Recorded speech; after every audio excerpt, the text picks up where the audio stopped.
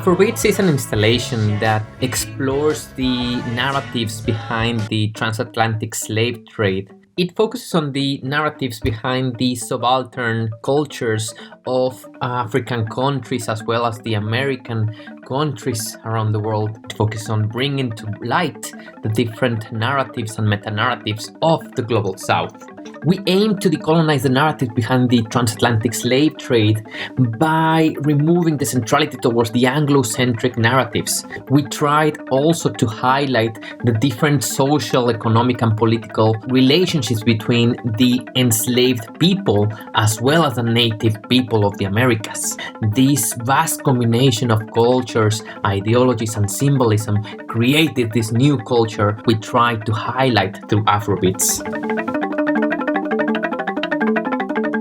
Through this research, we also began exploring different technologies that could facilitate the production of these narratives and exhibitions for cultural heritage organizations and museums, as well as independent researchers. In previous research, we started exploring how technology, art, design, and creative culture could enable these kind of organizations to produce these kind of interfaces.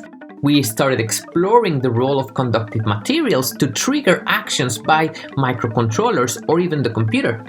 Through this process, we realized that this is a very accessible way of producing interfaces and enabling these kind of narratives through the technology. Our installation showcases and opens the door and invites all the different organizations to produce these kind of engaging experiences.